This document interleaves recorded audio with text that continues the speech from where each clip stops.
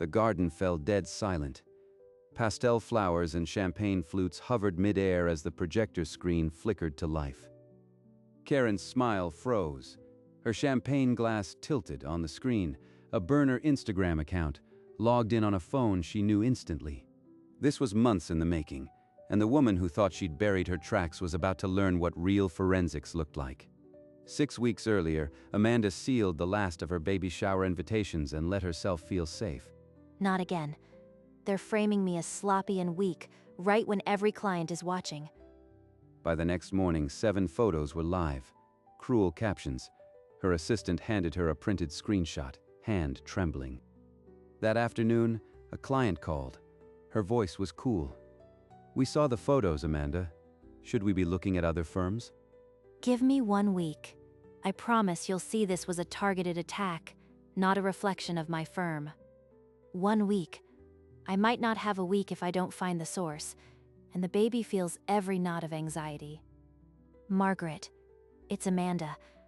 I need a forensic trace, burner account, 2 years of harassment. I'm tired of hoping it stops on its own. Margaret Okonkwo arrived the next morning, her laptop open before Amanda could offer coffee. I've isolated the burner's metadata. The posts originate from a residential IP range inside your suburb, close. That evening, Amanda forced herself through a family dinner, every smile costing her. Karen leaned in with practiced concern. Amanda, I saw those awful photos. Whoever is doing this must be sick. You must feel so exposed. Her voice drips sugar, but her eyes are sharp. She has never genuinely cared about my life before. Late that night, Amanda spread the burner's posting history across her calendar. Every leak fell right after a family gathering. Brandon, the timing is too precise. The account posts after every barbecue, every birthday. Only someone inside could know. You're reading too much into it.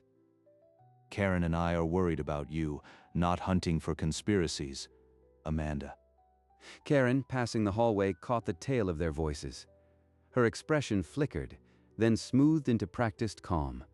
She retreated to the kitchen, unlocked her phone, and deleted a temporary file. The burner account went silent for the next 7 days.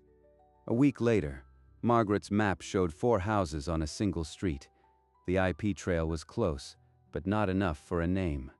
The burner posted again, a photo of Amanda in her kitchen, half-dressed, shot through a window. The caption mocked her. They were inside my yard, inside my life. My baby's safety felt like a liability now. A client's email arrived. "Amanda, we cannot be associated with this. Effective immediately, our contract ends." Another client gone, Margaret. I need a name before my daughter arrives. I need a court order. Without it, the ISP won't release subscriber details. At the next family brunch, Karen touched Amanda's arm. "Be careful what you dig up. Some things are buried for a reason." That wasn't sisterly advice. That was a warning with teeth. Margaret filed the court order that afternoon. The request would unmask the subscriber, one of those 4 houses. Every day the subpoena was pending. Karen's smile grew sharper. Amanda felt the clock ticking on her case and her pregnancy.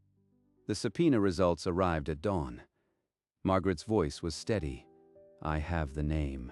The subscriber is registered to Brandon and Karen Carter. Device fingerprint ties the burner directly to Karen's personal phone. My own brother's wife. Every photo, every caption. She watched me break and called it sympathy. Amanda pressed her palm flat against her stomach.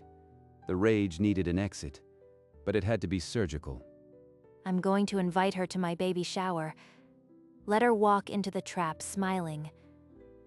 We need the phone screenshot for the projector. Another subpoena will get us into her device. Margaret filed the secondary request within the hour. The law would give them one chance to capture the smoking gun. That evening, Amanda dialed Karen's number. Her voice came out unnervingly warm.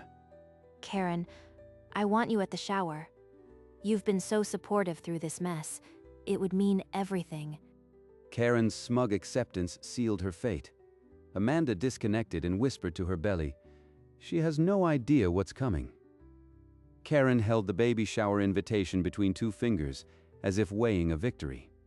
She'd been waiting for this. She thinks I'm on her side. Perfect.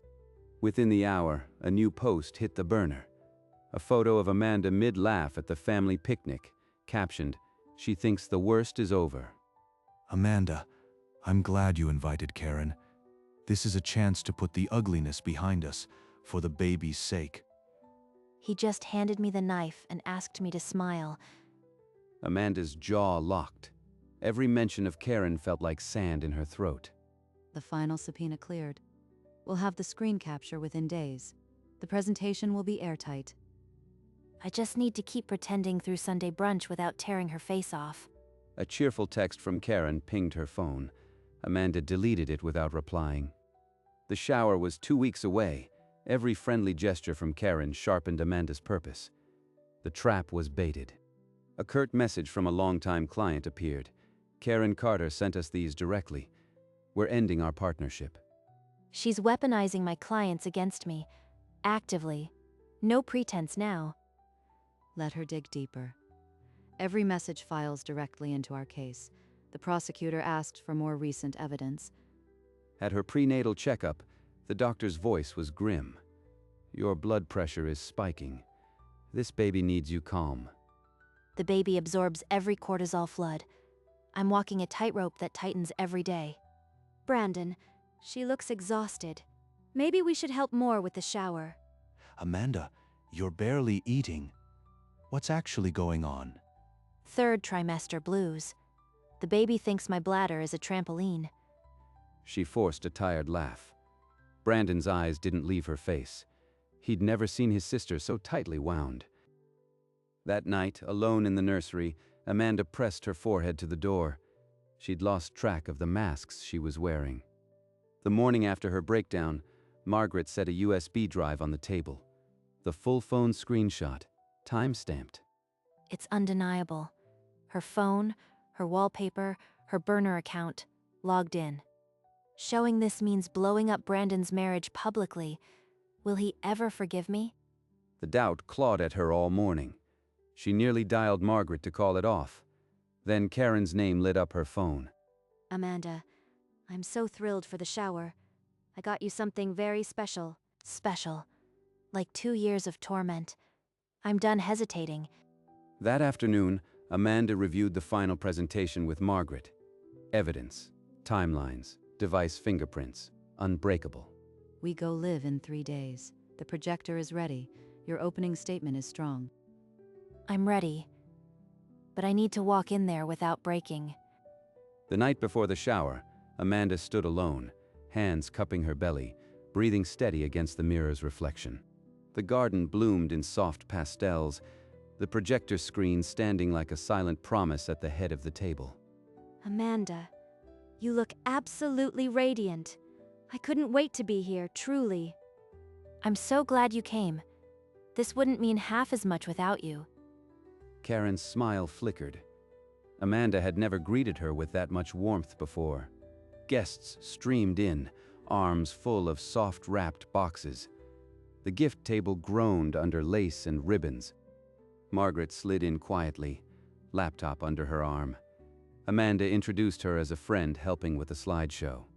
And who's that woman with the laptop? I don't remember her from any family dinners. That's Margaret. She's putting together a baby slideshow for me. You'll love it. Karen nodded, filing the stranger away as harmless. She didn't put down her champagne. The garden hummed with laughter and clinking glasses. No one noticed the projector's quiet readiness. I hope you're not expecting too much from this crowd. Presentation matters, Amanda. Amanda's smile didn't waver. She just kept opening gifts, small and painted and soft. The last ribbon was folded. The final box laid aside. Amanda rose. I want to thank everyone for being here. But before we cut the cake, a friend has put together a brief presentation. Margaret stood, laptop in hand, her expression unreadable as she walked to the projector. She connected a single cable, and the machine hummed to life, its glow illuminating the white screen. The screen descended, a stark white rectangle cutting through the pastel flowers. Karen's hand tightened on her champagne stem. A flicker of something cold passed behind her eyes. A few guests exchanged glances. Brandon leaned forward, his earlier ease gone. Margaret's finger hovered over the keyboard. The first slide waited. This burner account has been active for 31 months. Every post targeted Amanda Carter in real time. Slide after slide, the cruel photos piled up, unposed, unflattering, time-stamped. The room's chatter died. IP logs tie every upload to a single residential network. No coffee shop, no VPN, someone's home. Device fingerprinting matches every post to the same smartphone, same screen resolution, same operating system. Karen's smile had turned to plaster. She set her champagne down with deliberate quiet. What is this? Karen, that's our town. What's going on? The screen zoomed into a map. The IP trail coiled down to 4 houses on a single street. A gust of whispers circled the tables. Someone asked, "Are those our streets?" Our digital trail terminates at a single household. A home all of you know. She paused. The next slide would end every charade. The IP matches only one household. Brandon and Karen Carter, the device fingerprint, the posting times, all converge there. Brandon's face went slack. He turned toward Karen with a look of raw disbelief, his fingers digging into his knee. This is insane. Someone must have hijacked our Wi-Fi. You can't seriously believe I would do this. The court permitted a capture of the device itself. We have the subpoena returns. This is the smoking gun. The next image hit the screen like a thunderclap. A direct capture from Karen's phone, time-stamped and irrefutable. The burner account was logged in, the app interface visible. Behind it, Karen's own wallpaper, her smug vacation photo. The garden erupted in gasps. Karen's champagne sloshed onto the white linen, staining it. Amanda stayed silent, her hand steady on her belly. The evidence spoke for itself. This device made every post. No one stole your Wi-Fi, Karen. It was your own thumb. Brandon stared at the screen, jaw locked, the noise of the party dissolving into a single ringing note. Brandon rose slowly, pushing his chair back with a scrape that cut through the silence. You have to believe me. This is a setup. Someone could have remotely accessed my phone. This proves nothing. Remote access leaves a forensic trail. There's none. The account posted from your home when you were alone, Karen? Brandon rounded the table, his eyes fixed on Karen's handbag. She clutched it tighter as he approached. Give me your phone. Karen's fingers trembled, but she didn't move. Brandon reached past her, pulled out the device, and held it up. Is this yours? The same screen, same wallpaper. Tell me you didn't do it to her. Karen's mouth opened, but no sound came. The weight of 30 months of cruelty pressed down on her throat. Brandon's hand shook, knuckles white around the phone, while the room waited for a denial that never came. The silence stretched thin enough to snap. Brandon, please. I was jealous of everything. Her success, her baby. I never meant for it to go this far. You played sister while you uploaded her worst moments. 31 months, Karen. You've made my wife a stranger to me. Get out now. Karen's hand fumbled for her bag, knocking a champagne flute to the grass. She didn't stop. The garden path seemed longer than it ever had, each step a retreat from everything she'd poisoned. Amanda didn't watch her leave. She kept her eyes forward, one hand firm on her belly. A single champagne flute clinked against a fork, and the sound cut through the stillness like a blade. Brandon stood rigid, Karen's phone still clutched in his fist, the screen a dead black. The projector screen held the last image, her world reduced to a timestamp and a confession. But the real consequence hadn't arrived yet. Amanda stepped forward, one hand still resting above her child, the other steadying the microphone. Margaret Okonkwo spent weeks tracing a trail that ended at my brother's front door. That wasn't for revenge, it was for evidence, and now my legal team has enough. Margaret gave a small, professional nod, her laptop already closed. I'm pressing charges. Criminal harassment. 31 months of it. A legal file with a thick spine lay on a side table, the name Carter visible. Every photo she leaked, every client she cost, my daughter will see that I stood. The guests exchanged glances, some approving, some terrified of the storm ahead. If you were sent anything from that account, the prosecutor will need to speak with you. Amanda let the weight of her words settle, the garden silent except for a distant bird. Several guests stopped on their way to the door, pressing Amanda's hand in quiet solidarity. Some of these people received her messages. Some judged me. Now they're standing here. One woman who had lost a contract because of the leaks whispered that she would testify. Brandon hadn't moved from his chair. The garden emptied around him like a slow tide. Amanda lowered herself onto the bench beside him, the wood groaning under the weight of 2 bruised hearts. I told you to drop it. I made you smile while she buried you. I failed you, Amanda. You didn't know. And now you do. That makes you the brother I still have. He reached for her hand, and her fingers tightened around his for the first time in months. We'll never be what we were, but we might still be something. The pastel flowers still stood, but the celebration had ended. Something heavier had begun. Karen stumbled toward her parked car, the phone still trembling in her clammy grip. I can still wipe it, before anyone gets to the data. Her thumb jabbed the screen, but a legal notice blocked the action. Account under preservation order. Margaret had mirrored every post, every login, every timestamp. The police held the originals. I burned 2 years building this mask. It's ash now. Brandon's black SUV rolled past the lot's exit. He didn't slow. She stumbled forward, arm raised, but the passenger window stayed shut. The taillights bled red into the dusk, then vanished around the bend. He's never coming back, and neither is any piece of my old life. The cracked phone glowed in her palm like a dying star that had already consumed everything around her. 3 weeks after the shower, Amanda's legal team filed the criminal complaint. The thick folder bore the case number and the name People v. Karen Carter. Local headlines dubbed it the baby shower sting. The story of the pregnant COO who turned her own shower into a courtroom ran for 3 days straight. I didn't want this public, but when your own family weaponizes your pregnancy against your career, silence stops being an option. Every person who received those photos now knows the truth. That's worth more than any headline. At her home, Karen was served a restraining order. The papers were handed across her threshold by a deputy. They're taking everything, my husband, my privacy, now the law.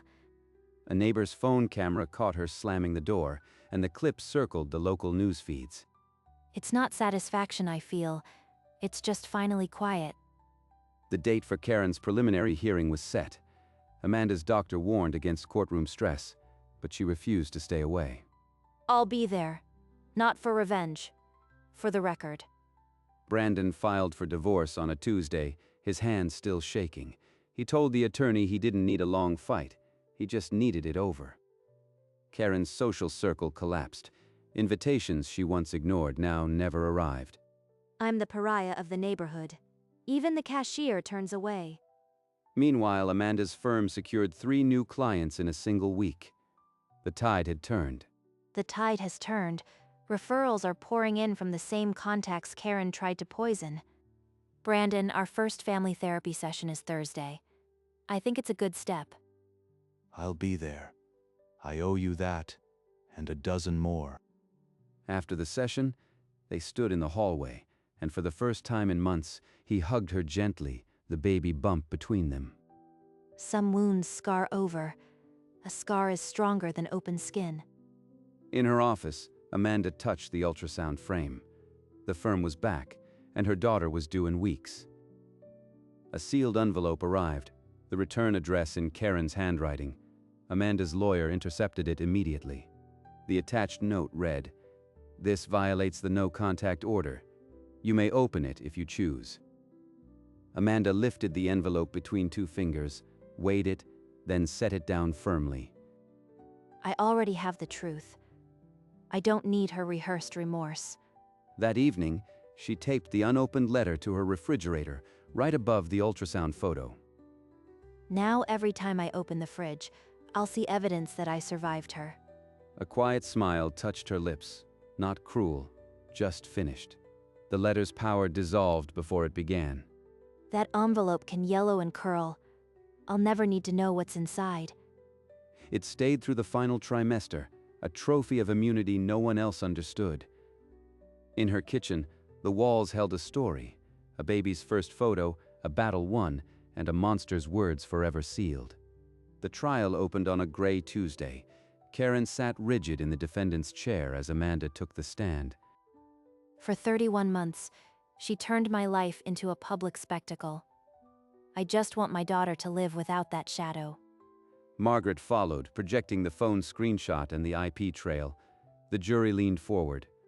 The device fingerprint matches her personal phone. Every post bears her digital signature. Karen's defense tried to claim coercion, but the metadata was a fortress. In closing, the prosecutor called it a campaign of psychological terrorism from inside the family. The jury was out for less than 2 hours. The verdict was read. Guilty of criminal harassment. Karen's face caved, but no one in the gallery looked surprised. The shadow is gone. Outside the courthouse, Amanda let the sun hit her face. One chapter closed, another breathed. Her daughter arrived on a quiet Thursday, a full moon hanging outside the window. Amanda looked at the tiny face and felt every struggle dissolve. You were worth it. The fight, the fear, the public spectacle. Brandon arrived the next morning, holding a pale yellow blanket. He asked to hold his niece, his hands trembling. She looks like you, like us. He cradled her against his chest. For a long moment, the room was silent except for her feathery breath. Karen had begun her sentence in a county facility 90 miles away, but no one spoke her name that day. All the noise she made. Now there's only this. The ultrasound photo still hung on the refrigerator, now joined by a first real photograph of the newborn. Amanda held her daughter up to the nursery window, the afternoon light crowning them both. Epilogue wasn't a word she used anymore. She just called it peace. Months later, Amanda placed a framed photograph on her desk, her daughter's first real smile. She picked up the burner account printout, a heavy red stamp in her other hand. Some battles you fight not for revenge, but for the person you're becoming. She pressed the stamp onto the paper, resolved. The red ink bled into the fibers like a final full stop. The two documents sat side by side, a crime undone and a future beginning. Outside the window, the city hummed. Inside, everything was just still enough. She picked up the photograph, her daughter's face a mirror of the resolve she'd found. The garden where it all unraveled felt miles away. She had fought for her reputation, but she had won something larger, a version of herself that no one could touch. The screen went dark, but the smile lingered.